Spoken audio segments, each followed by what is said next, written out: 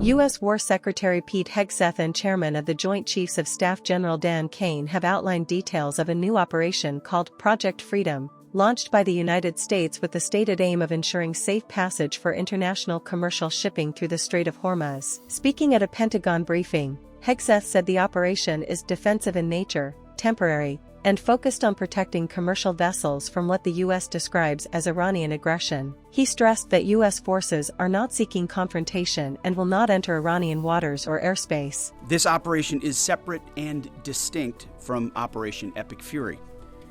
Project Freedom is defensive in nature, focused in scope, and temporary in duration, with one mission: protecting innocent commercial shipping from Iranian aggression.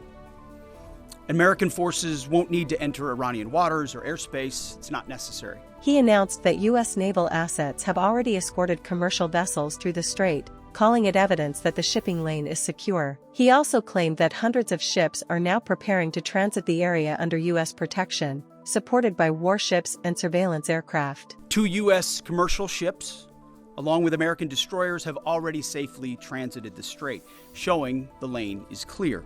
So American ships led the way, commercial and military, shouldering the initial risk from the front, as Americans always do. And right now, hundreds more ships from nations around the world are lining up to transit. CENTCOM, along with partner nations, is in active communication with hundreds of ships, shipping companies, and insurers. All of these ships from all around the world want to get out of the Iranian trap that they have been stuck inside. Hegseth further said the U.S. has established what he called a red, white and blue dome over the Strait of Hormuz, describing it as a security shield for global shipping. He warned that any attacks on U.S. or commercial vessels would be met with overwhelming force. As a direct gift from the United States to the world, we have established a powerful red, white, and blue dome over the strait.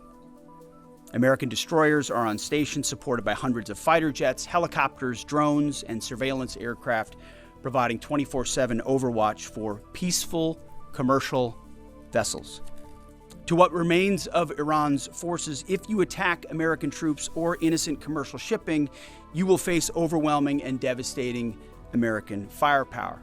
The president has been very clear about this. General Dan Caine said Project Freedom was launched following repeated incidents in which Iran allegedly threatened or attacked commercial vessels and U.S. forces in the region. He stated that Iran had fired at commercial shipping multiple times and seized vessels, while also attacking U.S. forces on several occasions, though below the threshold of major war escalation.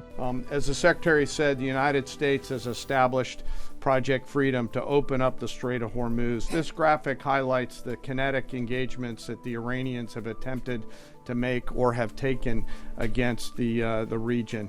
The green dots and blue dots show the groupings of commercial, cargo, and tanker vessels. And the United States has established a significant presence over the strait here in order to open up the free flow of commerce, noting the blockade still continues along the eastern flank. Caine added that Iran has continued targeting regional countries, citing reported strikes on Oman and the United Arab Emirates over the past 24 hours. U.S. officials also said that Washington is maintaining both open and quiet communication channels with Iran. Hegseth said countries like South Korea, Japan, Australia, and European allies are expected to eventually join the initiative, although the U.S. is not waiting for them and is moving ahead independently. He also confirmed that U.S. Central Command is in contact with a South Korean vessel that caught fire in the Strait of Hormuz. On broader escalation, General Caine said the decision to restart full-scale conflict with Iran would be a political decision, not a military one, adding that current activity remains below the threshold of major war.